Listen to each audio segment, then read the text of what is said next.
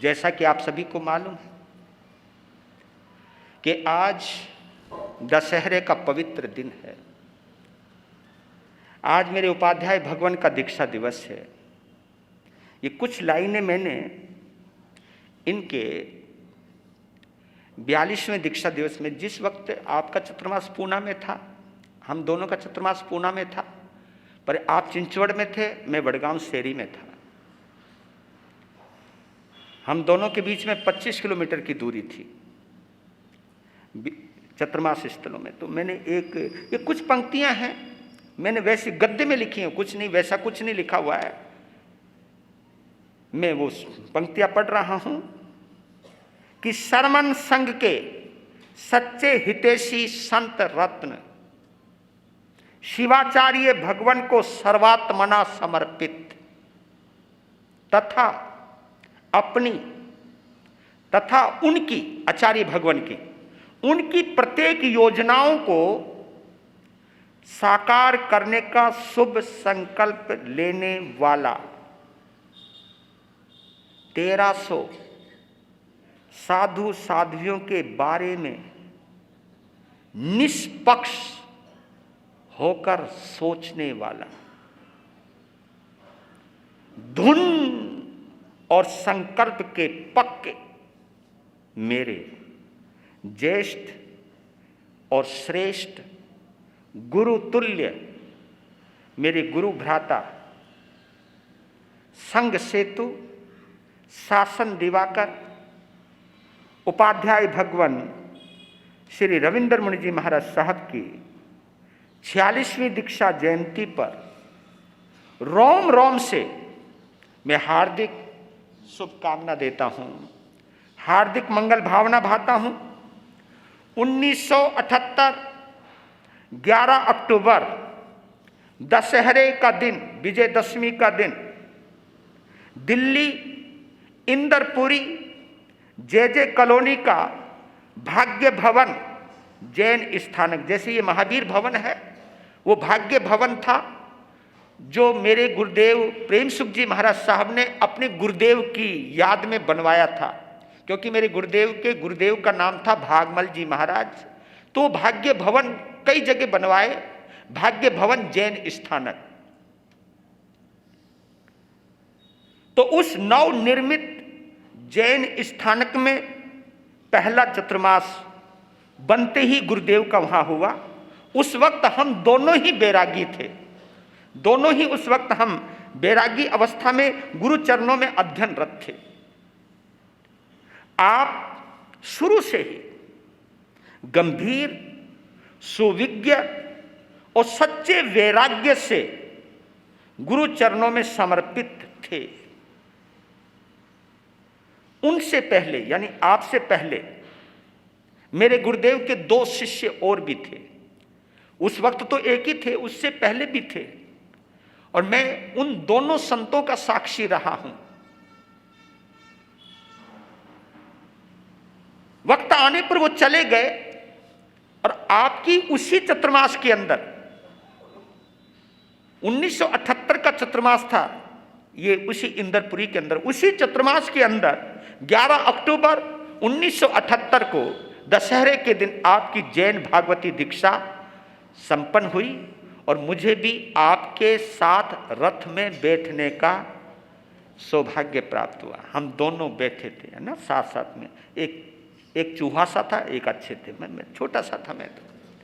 मैं 10 साल की मेरी उस वक्त उम्र थी, 10 साढ़े 10 साल की उम्र थी उस वक्त। आपकी उस वक्त 16 साल की उम्र थी। मैंने वो पहली दीक्षा देखी थी। नहीं तो मैंने हर दीक्षा के अंदर माँ बाप को रोते हुए देखा है, रिश्तेदारों को रोते हुए देखा है, लेकिन मैंने उस दीक्षा में माता पिता को मुस्कुराते हुए देखा है। और मैंने इनका वो वैराग्य देखा है कि रिश्तेदार आते तो भी उनसे तटस्थ, कोई ऐसा मिलने की भावना नहीं, कोई कुछ नहीं। उस वक्त गुरुदेव के सानिध्य में माँ बाप भी आते थे, लेकिन ये कभी उनसे कोई इंटरेस्टेड नहीं रहते थे। और वो भी इतने गजब के थे, अंदर से प्रेम था, लेकिन वो जानते थे कि जिनको मैंने दीक्षा देने की आज्ञा दे दी है, अब उनसे हमें लगाव नहीं रखना है। तो कितने मूर्धन्य वो माता पिता रहे होंगे। तो उस वक्त आपकी वहां दीक्षा हुई। और मैं ये कहना चाहता हूं, आपके सामने जो मैं हूं इस वक्त, मेरे निर्माण में मेरे गुरुदेव का जो हाथ है वो तो है ही, लेकिन सबसे बड़ा हाथ मेरे निर्माण में, मुझको बनाने में, मेरे गुरुदेव से भी ज्यादा मेरा हाथ आप श्री का मेरे ऊपर रहा है। और मैं इस रिश्ते को इस ढंग से बोलता हूं कि गुरुदेव मेरे पिता के समान थे, लेकिन आप मेरी मां के समान हो। वास्तव में एक मां कैसी होती है ये मैंने आपके व्यक्तित्व से देखा है। मेरे हर नाज नखरे सहन किए हैं आपने। मेरे लिए इतना छोटा था, मेरे कपड़े भी धोते थे, मेरे सब चीज यही करते थे। मुझे पढ़ना भी इन्होंने सिखाया, मुझे खाना भी इन्होंने सिखाया, मुझे चलना भी इन्होंने सिखाया, मुझे पढ़ना भी इन्होंने सिखाया, और यहां तक कि मुझे बोलना भी इन्होंने सिखाया। ये कम बात नहीं, जबकि आप बड़े थे और शुरू में मैं बहुत नखरे वाला था। इतना शरीफ जो तुम्हें नजर आता इतना नहीं था, नखरे वाला था। थोड़े से लोग होते तो मैं कथा नहीं करता था, तो आप कहते थे कथा पहले मैं करूंगा, जब लोग आ जाएंगे फिर तू करना। ये कम बात नहीं है, ये मैंने ये कह सकता हूं कि मेरे निर्माण में, इसलिए मैं उन्हें अपने गुरु के समान ही मानता हूं। वो मेरे दोस्त भी हैं, मेरे गुरु भाई भी हैं, लेकिन जब गुरुदेव का स्वर्गवास हुआ तो मैंने गुरुदेव के स्थान पर ही आपको रखा है। बस एक चीज है, मेरी जो कमाई है कि इनको मुझ पर बहुत भरोसा है, बस मैं इसी को अपनी कमाई मानता हूं। ये मेरे ऊपर एक अंधा विश्वास करते, भरोसा करते कि रमणीक मुनि कभी मेरे लिए गलत नहीं सोच सकता। अगर इतने उपकारी के लिए भी मैं कुछ सोचूं तो मेरे जैसा कोई पापी नहीं है। तो मैं आज के इस प्रसंग पर आपको, ये बड़े मधुर पल है, मधुर पल हैं, और इतना भी कहता हूं, आपके बनने के बाद ही मेरे गुरुदेव की पुण्यवानी में चमक आई थी। कोई कोई चीज होती, कोई बच्चा घर में आता है, उसके जन्म के बाद ही सब कुछ बदल जाता है। तो मेरे गुरुदेव की पुण्यवानी में एक उछाल आया। मुझे वो दृश्य याद आता है जब 1987 के अंदर आपका सबसे पहला चतुर्मास चांदनी चौक में हुआ था।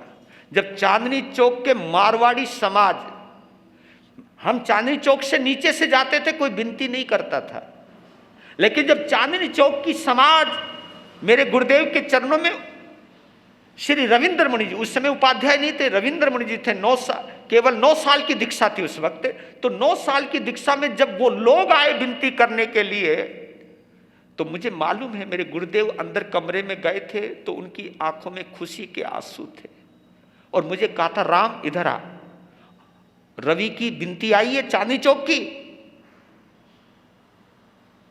तो बड़े भावुक थे। और उस चतुर्मास में जो इन्होंने दिपाया है, उस चतुर्मास को मारवाड़ियों का जो दिल जीता है, और मारवाड़ी जब आकर के गुरुदेव को कहते थे क्या हीरा तराशा है आपने, तो मेरे गुरुदेव आनंद मग्न हो जाते थे।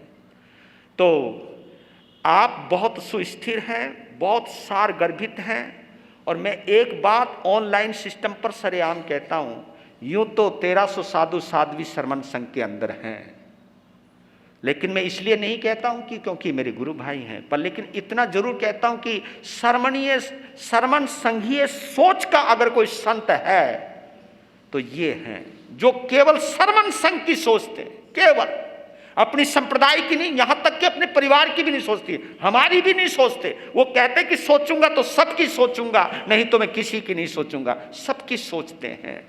तो मैं ऐसे अद्भुत गुरु भाई कह सकता हूं, गुरुदेव कह सकता हूं, उपाध्याय कह सकता हूं, और आचार्य भगवान शिव मुनि जी महाराज साहब को इनके ऊपर, जिसको कहते हैं ना एक ऐसा विश्वास है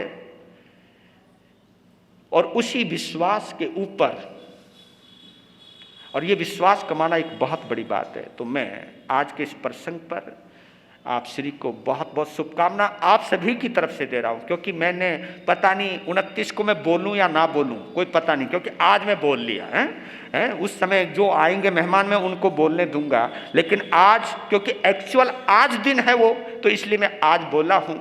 और आपने सबको तैयार किया, सबको तैयार, मुझे भी किया है, राजेश मुनि जी को भी किया है, उपेंद्र मुनि जी को भी किया है, अन्ना जी रचित मुनि जी को भी किया है, आलोक मुनि जी को भी किया है। जो भी बोलने वाले संत तैयार हुए हमारे परिवार में, सब आपने किए हैं। और मेरे पुनीत मुनि जी, इतनी बड़ी दीक्षा हो गई है, लेकिन इतना बोलने का अभ्यास आपके पास नहीं था। सब कुछ यहाँ से तैयार किया है, उपाध्याय जी ने आपको तैयार किया। जो आज वो कॉन्फिडेंस के साथ बोलते पुनीत मुनि जी, तो उसमें भी उपाध्याय का बहुत बड़ा हाथ है। तो इन्होंने बनाया ही बनाया है।